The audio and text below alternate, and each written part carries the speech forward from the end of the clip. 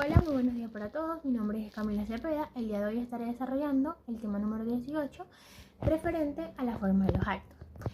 Principalmente los actos jurídicos se conciben como manifestaciones de una o más voluntades cuya finalidad está orientada a generar efectos jurídicos y su existencia se refleja mediante elementos y circunstancias que constituyen su forma. La forma es la manifestación externa de un acto, haciendo posible que su contenido y alcance sean apreciados. El régimen de la forma se rige por la regla locus regit actum, en virtud de la cual un acto o negocio jurídico es válido, en cuanto a su forma y solemnidades, si el mismo cumple con las condiciones respectivas del derecho del lugar donde se ha celebrado.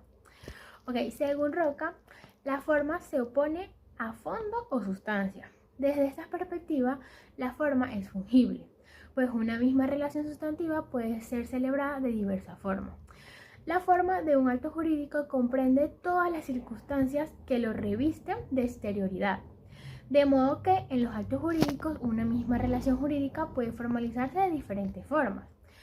Existen varias formas, entre ellas están las formas intrínsecas y las formas extrínsecas. También la forma de ejecución, que son referidas al procedimiento de cumplimiento de sentencias, las formas intrínsecas, en la que se representa con la exigencia de consentimiento o que se identifican con el acto, con el fondo del acto. También las formas extrínsecas relativas a la visibilidad del acto en el ámbito del derecho internacional. Por tal motivo, la función de la forma es demostrar la existencia de la voluntad. La forma ad solemnitatem se considera auténtica en el momento en que se acredita por sí sola la existencia del acto. Por otro lado, se considera no auténtica si la misma requiere de otro requisito complementario, como el reconocimiento de firma en un documento privado. Ahora bien, el artículo 11 del Código Civil contempla que los actos jurídicos realizados en el extranjero, incluidos aquellos cuyas formalidades son esenciales para su existencia, deben ajustarse a las leyes del lugar donde fueron otorgados para que tengan validez en el territorio venezolano. Este principio se ajusta con la esencia de la regla locus regit actum, que se enfoca en la normativa del lugar donde se celebra el acto y exige que los actos jurídicos estén sometidos a las leyes vinculantes para obtener plena validez. En este sentido, el ordenamiento sobre derecho internacional privado en materia de forma de los actos estaba estructurado en la base de la regla locus regit actum, de carácter imperativo y excluyente, porque su aplicación estaba en estados jurídicos, negocios celebrados u otorgados fuera del país. Se ajustaban a ciertos ordenamientos. Teniendo su fundamento en el artículo 37 de la Ley de Derecho Internacional Privado, que contempla la validez de la forma, de acuerdo a su forma, obviamente, componiéndose del lugar de celebración del acto, al que rige el contenido del acto y el domicilio de su otorgante o del domicilio común de sus otorgantes, enmarcando los requisitos de forma del acto jurídico, de modo que sea posible que adquieran validez internacional.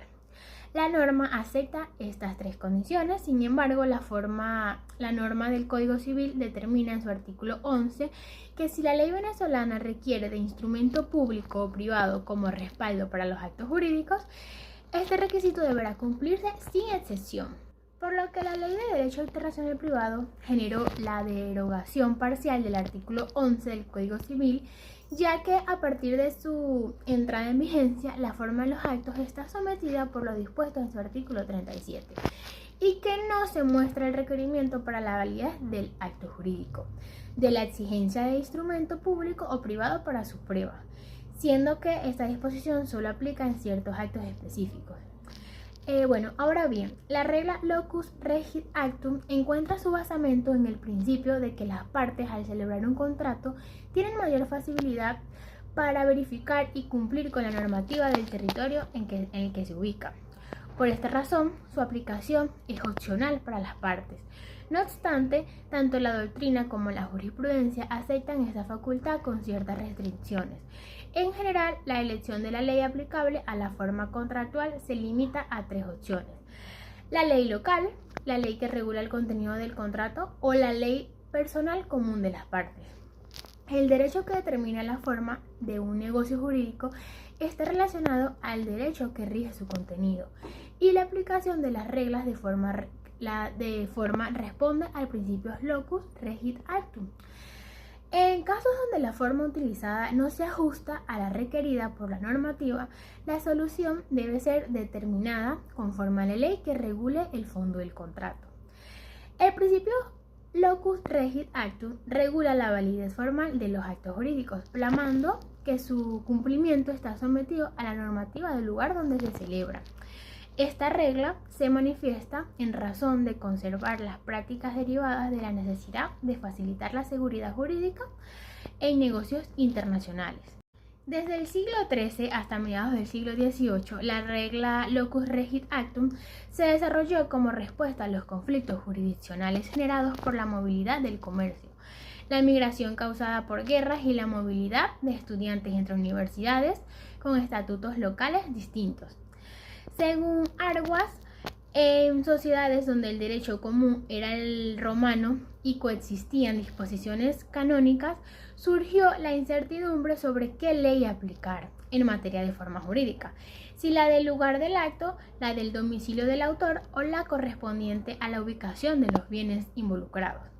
En vista de esto, esta cuestión fue objeto de interés desde principios del siglo XIII, como lo demuestra Guillermo Durán en su Speculum Curis al citar la obra de Hubertus de Bobbio, que fue un profesor en Parma en 1227. Posteriormente, autores como Sinus de Pistorio profundizaron en el tema considerando casos como la validez de testamentos celebrados con diferentes requisitos formales en distintos territorios. Desde el siglo XIII hasta mediados del siglo XVIII, la regla locus regit actum se desarrolló como respuesta a los conflictos jurisdiccionales generados por la movilidad del comercio, la migración causada por guerras y la movilidad de estudiantes entre universidades con estatutos locales distintos. Según Arguas, en sociedades donde el derecho común era el romano y coexistían disposiciones canónicas, surgió la incertidumbre sobre qué ley aplicar en materia de forma jurídica, si la del lugar del acto, la del domicilio del autor o la correspondiente a la ubicación de los bienes involucrados.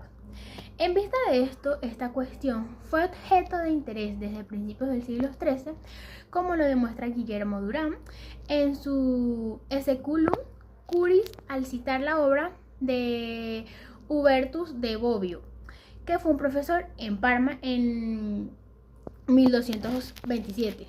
Posteriormente, autores como Sinus de Pistorio profundizaron en el tema considerando casos como la validez de testamentos celebrados con diferentes requisitos formales en distintos territorios.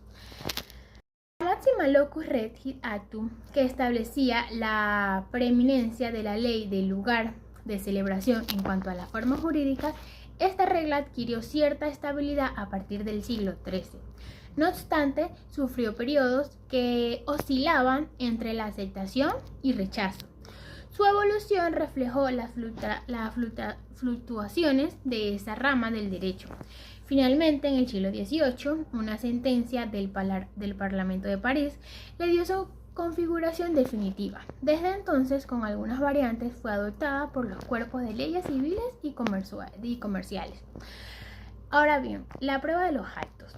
La prueba se presenta como la actividad procesal de las partes, las cuales llevan a cabo ante un tribunal para que ésta adquiera convencimiento de la certeza de determinados hechos para establecerlos como ciertos durante el proceso. En relación a la prueba en los litigios de carácter internacional, el artículo 38 de la Ley de Derecho Internacional Privado establece que están sometidos los medios de prueba, su eficacia y la determinación de la carga de la prueba por el derecho que rige la relación jurídica respectiva. La prueba se concibe esencial del proceso en general y en especial en el proceso civil. En el ámbito internacional, según Loreto, citado por Pacheco, en el derecho internacional privado se nos presenta la difícil tarea de separar conforme a su naturaleza las normas pertenecientes al derecho procesal de aquellas otras que correspondan al derecho material. todo ello de conformidad con los criterios estatales de calificación. El análisis de las pruebas no se limita a la identificación del derecho aplicable o al fondo del asunto, ya que se requiere el establecimiento de la distinción de los aspectos procesales y de los aspectos de fondos. Ok, por último, es importante destacar que los aspectos de forma del procedimiento probatorio se rigen por la Lex Fori, lo que significa que el derecho del foro define la forma en que deben llevarse a cabo los actos procesales. Con respecto a esto, se puede decir que la Lex Fori le corresponde disponer sobre la constitución, desarrollo, incidencias, práctica probatoria y cierre del proceso judicial en sus diversos grados. Este principio está fundamentado en el sistema jurídico venezolano, tanto en normativas internacionales como en la Ley de Derecho Internacional Privado, específicamente en su artículo 56, sobre el Forum Regis Processum.